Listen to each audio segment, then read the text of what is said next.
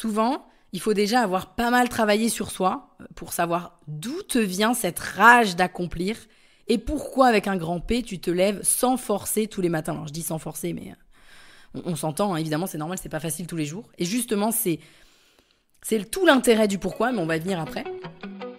Bienvenue sur Vision, le podcast qui parle business, entrepreneuriat, mindset et développement. Je suis Pauline Sarda, entrepreneur depuis 2018. Mon objectif est de te faire comprendre qu'à partir du moment où tu prends tes responsabilités, tout est possible. Mais c'est seulement si tu te mets en action, et justement, c'est ma spécialité. Alors si tu veux construire et développer ton business tout en restant focus sur l'essentiel, tu es au bon endroit. Save the date pour un rendez-vous par semaine, seul au micro ou accompagné d'un ou plusieurs invités. On démarre maintenant avec l'épisode du jour. On entend beaucoup parler du why, du fameux pourquoi, avec un grand P dans la sphère entrepreneuriale. Mais est-ce que tu sais vraiment ce que ça signifie ? Est-ce que tu connais vraiment son pouvoir ? Je sais que c'est un concept qui peut paraître complètement fumeux, comme la vision, pour ne citer qu'elle. Pourtant, le why est à mon sens le pouvoir le plus puissant qu'un entrepreneur puisse détenir. Et d'ailleurs, c'est pas par hasard si j'ai donné l'exemple de la vision, puisque le travail de vision, et la vision tout court, est inclus dans le why justement, ou inversement. Et tu vas voir qu'il faut faire la différence, en tout cas selon moi, entre deux why, et qu'avoir les deux, ça permet de démultiplier son message et sa puissance, du coup, dans l'entrepreneuriat.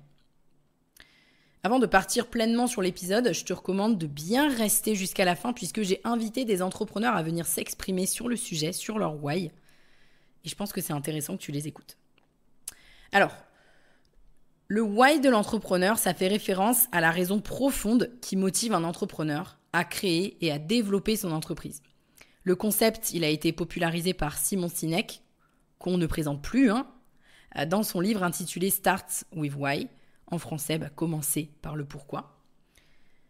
Et le why, ça représente la mission, la vision et les valeurs fondamentales que tu vas mettre derrière toutes tes actions pour développer ton entreprise.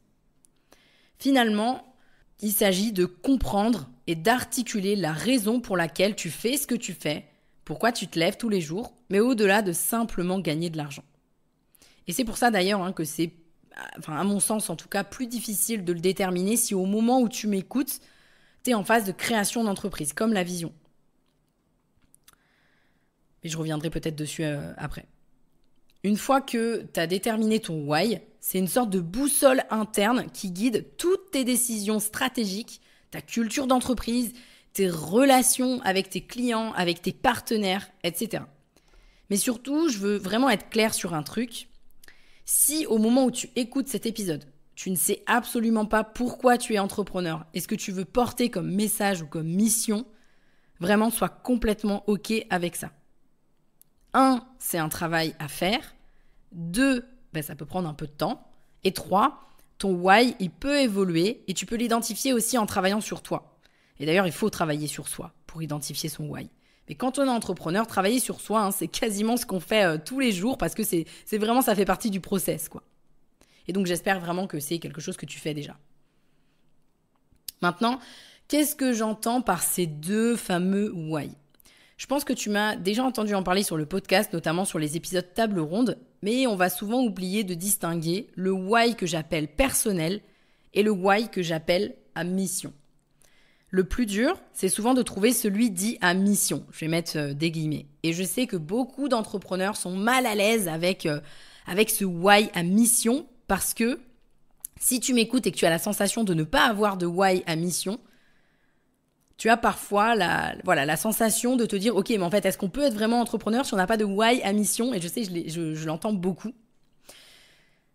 Maintenant, le why personnel, en général, parce que là, je vais revenir après sur le why à mission, le fameux. Le why personnel, en général, c'est le plus facile à identifier. En gros, c'est qu'est-ce que ton entreprise va te permettre de faire dans ta vie, à quoi elle va te donner accès pour assouvir tes besoins personnels et égoïstes. Et égoïste, c'est pas un gros mot. C'est normal au départ, parce que tu t'es peut-être mis à ton compte parce que tu te sentais enfermé sur un poste de salarié et que tu avais envie et besoin de liberté. C'est OK.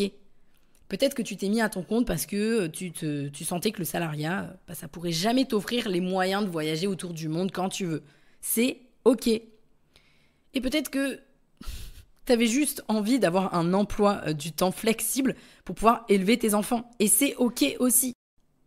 Ça, c'est le why personnel qui peut être ultra puissant et donner des ailes pour péter les portes qui se trouvent devant toi. Et puis, il y a le fameux why à mission, je remets des guillemets. Celui-là, c'est celui qui fait justement culpabiliser beaucoup d'entrepreneurs et peut-être toi, là, si tu m'écoutes, parce que c'est trop souvent pris comme une injonction à base de « si tu n'as pas de mission portée vers les autres, tu n'iras jamais loin avec ton entreprise ». Et c'est ce que certaines personnes disent. Moi, je pense que non et surtout, moi, je pense que ça se travaille. Je pense qu'il faut sortir de ça.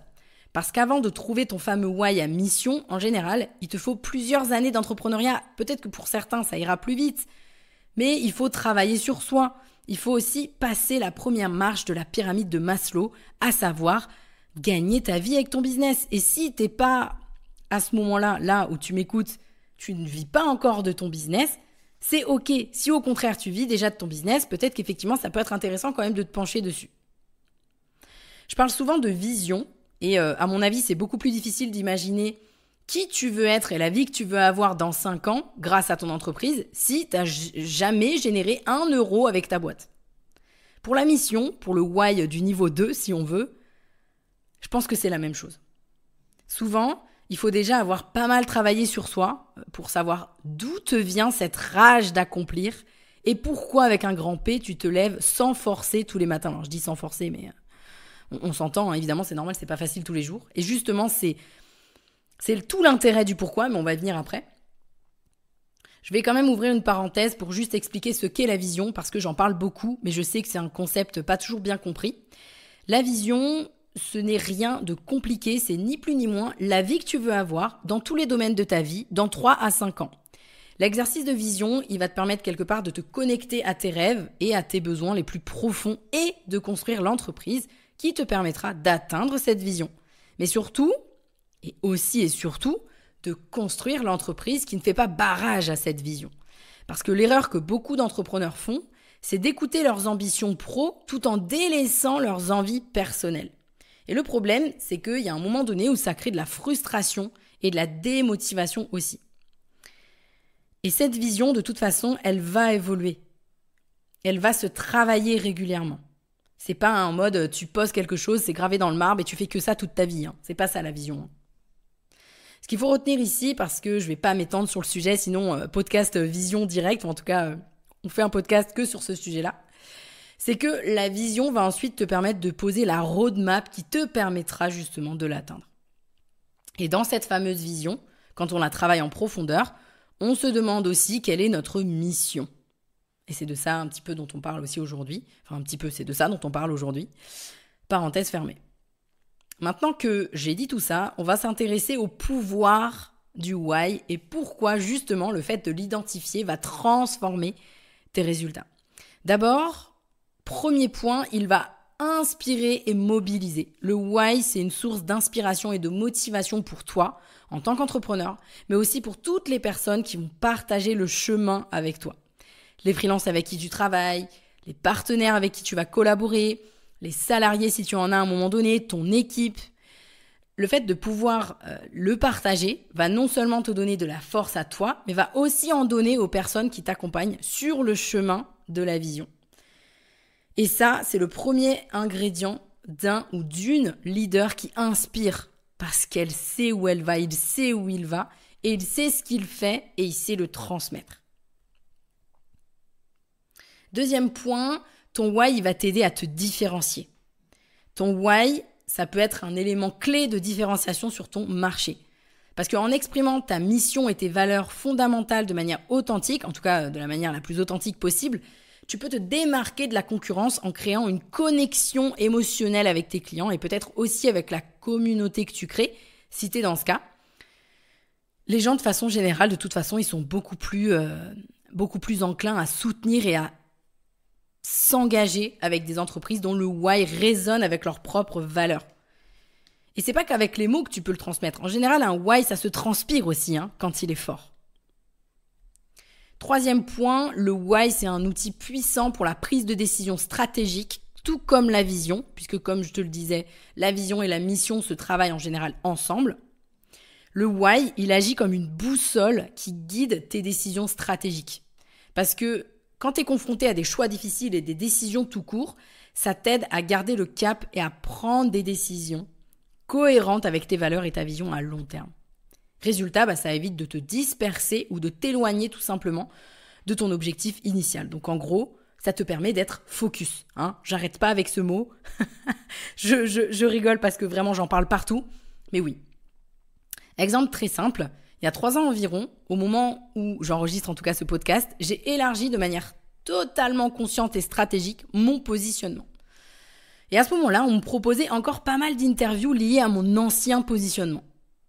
Ma vision et mon why m'ont permis de savoir dire non et d'expliquer aussi mon non à toutes ces personnes. Parce qu'à ce moment-là, accepter des interviews qui parlaient de mon expertise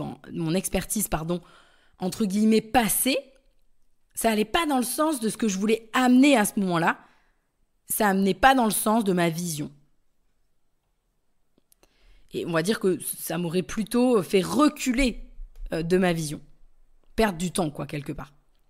Et l'objectif, c'est que tu puisses savoir sans fourmiller quoi répondre au maximum d'opportunités qui se trouveront sur ton chemin. Et sur ton chemin d'entrepreneur, des opportunités marché, des demandes, etc., etc. T'en auras plein. D'ailleurs, c'est ce que je te souhaite, mais tu en auras plein. Et sans savoir pourquoi tu fais tout ça, ni vers où tu veux aller, ça va être quand même très compliqué d'y répondre en réalité. Et tu risques de te retrouver à dire oui à tout et donc à te retrouver aussi complètement sous l'eau et puis coucou le burn-out. Parce que souvent, en tout cas chez les entrepreneurs, je trouve que c'est aussi parce que les entrepreneurs ne savent pas dire non qu'ils se retrouvent complètement sous l'eau. Ça, c'est un autre débat, un autre sujet. Ensuite, 4e point, évidemment, et c'est mon préféré, la résilience et la persévérance. C'est tellement le pouvoir le plus puissant du why. Entreprendre, c'est de toute manière un parcours semé d'embûches et de difficultés, je t'apprends rien. Et ton why, il va naturellement venir te fournir la motivation nécessaire pour surmonter les obstacles et persévérer dans les moments difficiles. En te rappelant pourquoi tu t'es lancé dans cette aventure entrepreneuriale, pourquoi tu fais tout ça, pour qui tu fais tout ça. Tu lâcheras pas à la moindre difficulté et tu seras bien plus déterminé. En fait, plus ton pourquoi il est fort, et mieux tu l'as identifié, plus peu importe le comment, tu pourras subir quelque part tous les comment. Parce qu'il ne faut pas croire, tous les entrepreneurs à n'importe quel niveau de business, à n'importe quel moment de leur activité, se retrouvent confrontés à des baisses de morale, des baisses de chiffre d'affaires, des moments plus difficiles à gérer avec leurs équipes, des moments compliqués personnels aussi qui vont venir impacter la partie pro. Bref, à des up and down, les fameux up and down de l'entrepreneur. Et l'entrepreneur qui connaîtra son pourquoi, qui saura s'y reconnecter, il ne lâchera pas. Et comme l'entrepreneuriat réussit aux personnes qui ne lâchent pas et qui persistent malgré les échecs, malgré tous les essais, c'est exactement l'arme parfaite qu'il te faut pour tout défoncer sur ton passage. Ensuite, le dernier point, c'est que ton why participe à rendre cohérent tout ce que tu fais et donc aussi à fidéliser tes clients. Parce que quand ton why, il est authentique et aligné avec les valeurs de ton public cible, il crée une cohérence qui inspire la confiance et la fidélité. Les personnes sont attirées par des entreprises qui incarnent des principes solides et qui agissent de manière cohérente avec leur why. Et il n'y a rien de plus puissant pour conduire à des relations long terme aussi. La vraie question, et c'est probablement celle que tu te poses maintenant, c'est comment on fait pour identifier son why, Pauline? Je vais te lister quelques éléments et questions, mais il faudra vraiment que tu les approfondisses de ton côté parce que tu imagines bien que ça ne se fait pas sur un podcast de 20 minutes. La première chose, c'est d'examiner tes valeurs fondamentales. Quelles sont les valeurs les plus importantes dans ta vie et dans ton travail? Prends le temps de réfléchir aux principes qui guident tes actions et qui sont au cœur de tes décisions. Et attention, tes valeurs, faut pas aller les chercher dans une liste que tu trouves sur Google en te disant « ça là, elle me plaît bien, j'aime bien ». Non. Des vraies valeurs, en tout cas tes valeurs phares à toi, tes valeurs clés, elles s'imposent à toi. Parce que c'est comme ça, en fait. Ce sont tes valeurs. Par exemple, je peux te citer 4 valeurs qui me sont très chères et qui sont au cœur de tout ce que je fais. Et du coup, si tu me suis depuis un certain temps, ça va pas t'étonner. Le premier, c'est la justice. Je supporte pas l'injustice de façon générale. C'est vraiment quelque chose qui me fait vriller, autant pour les autres que pour moi. C'est d'ailleurs ce qui me rend intransigeante, et j'en ai complètement conscience, mais c'est aussi ce qui me donne la force de faire plein de choses. Ensuite, il y a l'honnêteté, c'est-à-dire que dans mon prisme à moi, tout ce qui n'est pas honnête, tout ce qui n'est pas obtenu avec honnêteté, ça vaut rien. J'en rajoute pas quand je le dis. Et c'est quelque chose que je veux transmettre. Ça fait partie des choses qui me tiennent énormément à cœur, mais qui me rendent aussi hyper malheureuse parfois, parce qu'on voit bien que le monde, de façon générale, il n'est pas toujours très honnête. Mais justement, ça participe là aussi un petit peu à mon feu sacré quand même. Ensuite, la bienveillance, donc valeur qui est un petit peu trop utilisée à tort et à travers, et malheureusement pas toujours très incarnée. Pourtant, s'il y a bien un truc que je ne supporte pas non plus, ce sont les gens qui ne font preuve d'aucune compréhension ni empathie et qui, par voie de conséquence, ne sont pas bienveillants du tout avec les gens qui les entourent. Et ça, c'est vraiment un truc qui m'insupporte. Et la dernière, c'est la valeur de responsabilité. Tu m'en as déjà entendu parler. Mais j'ai un peu de mal quand même avec les gens qui ne savent pas prendre leurs responsabilités, qui ont tendance aussi à se mettre en position de victime assez souvent. J'essaie quand même de travailler à flexibiliser cette valeur parce que c'est pas toujours voulu et je le sais, de se mettre, quand je dis se mettre en position de victime, des fois dans la vie, quelque part t'as pas le choix, quoi, voilà, de te mettre en position de victime, mais il y a juste des façons de faire. Mais bref, et c'est très ancré chez moi cette valeur de responsabilité. Et tu l'auras remarqué, mes valeurs sont toujours reliées à quelque chose que je ne supporte pas, quelque chose qui est important pour moi. Quelque chose qui parfois m'exaspère. C'est la même chose pour toi. Et donc là, tu peux, peut-être dans les prochains jours, tu vois, voir à quel moment tu as des frictions, tu vois, à quel moment t'es agacé. Et du coup, à quelle valeur ça se réfère. Et de cette façon-là, tu pourras commencer peut-être à identifier tes valeurs clés si tu les connais pas bien maintenant, là, au moment où on se parle. Deuxième chose que tu peux faire pour tendre vers l'identification de ton why, c'est de réfléchir à l'impact que tu veux avoir. Quelle contribution tu veux apporter? Comment t'aimerais que ton entreprise change les choses ou améliore la vie des gens?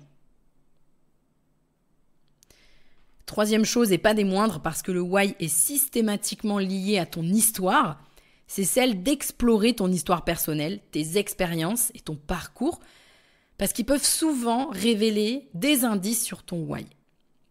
Par exemple, je sais que pour moi, le fait de m'être fait virer à plusieurs reprises quand j'étais salariée, le fait d'avoir également été en échec dans le milieu scolaire, de m'être fait virer aussi, et d'avoir pris en main mon destin en quelque sorte à un moment donné de ma vie, a eu un impact énorme sur le pourquoi j'entreprends aujourd'hui et tout ce que je fais aujourd'hui. Et donc c'est très probablement le cas pour toi aussi. La première question à se poser, ce serait quels sont les événements de ta vie qui t'ont marqué? Et ensuite, quatrième et dernière chose pour travailler sur ton why, ça va consister à tout simplement te poser des questions puissantes du style « Pourquoi est-ce que je fais ce que je fais ? Qu'est-ce qui m'inspire chaque jour ? Qu'est-ce qui me rend fier dans mon travail ?» Et tu vois, ces questions de ce style-là, elles peuvent t'aider à explorer tes motivations profondes. Ce qui est très intéressant aussi, c'est d'avoir un échange avec tes proches justement à ce propos. Parce que voilà, on a des œillères, on ne voit pas toujours tout de nous-mêmes. Et d'ailleurs, la plupart du temps, on ne voit pas tout. Pour résumer, exceptionnellement, je ne te laisserai pas sur une question, car je crois que le podcast en lui-même est une réflexion à avoir. Mais je te recommande de bien rester jusqu'à la fin, comme je te le disais. Puisque juste après là, mon intervention, je te laisserai en compagnie d'entrepreneurs qui ont exprimé leur why et qu'est-ce que ça leur a apporté. Donc ton why, en gros, c'est un travail sur toi. Tu peux déjà commencer par identifier ton why personnel, puis ensuite travailler sur ton why à mission un petit peu plus tard, et c'est ok. Et le why est un véritable outil surpuissant de résilience, de force, et aussi un outil commercial insoupçonné. Mais moi, je mettrais vraiment beaucoup plus en avant, ce qui est très important pour moi là de te transmettre, c'est plutôt l'aspect résilience. Bien sûr, ça a des impacts externes, mais d'abord travaille sur l'interne. Pour moi, c'est vraiment le plus important. J'espère que cet épisode t'a plu et qu'il te permettra vraiment de te mettre sur le chemin de ton why, que tu en comprendras aussi l'importance. Je te laisse sur les témoignages que j'ai reçus avec le premier de Brenda Boukris, qui est love coach et entrepreneur depuis de longues années. Et je te dis à la prochaine sur le next épisode. Alors, mon why à moi, c'est d'impacter les femmes à réussir justement leur vie amoureuse. En fait, à entendre cette phrase que j'ai entendue quand j'étais petite, qui est la confiance en soi s'apprend. Avoir cet espoir en fait que la vie dans laquelle elles sont n'est pas une fatalité et qu'elles peuvent s'en sortir, se responsabiliser et avancer pour avoir la vie amoureuse et la vie personnelle qu'elles souhaitent avoir, la vie professionnelle aussi, selon les profils que j'accompagne. Quand je pense à mon why, je pense vraiment à cette jeune fille que j'étais ou à cette petite fille qui pensait que toute sa vie, elle aurait pas confiance en elle et qui, un jour, a eu cet espoir, en fait, parce qu'on lui a dit que c'était possible. Et c'est pour surtout cette petite Brenda et pour toutes les autres femmes qui pourraient s'y retrouver, qui manquent de confiance en elles ou qui comprennent pas du tout pourquoi leur vie amoureuse n'est pas comme elles le souhaitent, qu'elles avancent. Maintenant, ce qui est important, c'est que ce why, il a évolué dans le temps. C'était celui que j'avais à mes débuts. Aujourd'hui, j'ai un why qui est un petit peu différent quand même, qui est plus dans dans la fille que j'ai été en fait sur les 3-4 derniers, il y a 3-4 ans. Comme quoi, vous voyez que le why évolue vraiment avec le temps, qui est, avant justement, j'étais dans la performance, le besoin de montrer, dans la confiance en soi, etc. Et aujourd'hui, justement, ce que j'apprends aux femmes, c'est que la plupart d'entre elles, dans celles qui que j'accompagne, ont confiance en elles, sont des performeuses, mais justement ne trouvent pas l'amour alors que tout va bien dans leur vie professionnelle, sociable. Et là, je leur apprends à devenir vulnérables, à poser un genou à terre et arrêter de penser que c'est qu'on est soit vulnérable, soit forte. On est vulnérable et forte, et ça, pour moi, c'est un message qui est important. Bonjour, je m'appelle Jade, je suis une experte en lithothérapie. Donc j'ai un site e-commerce où je vends des pierres éco-sourcées en ligne, j'ai un organisme de formation où je forme à la lithothérapie, j'ai également un podcast et un sommet en ligne.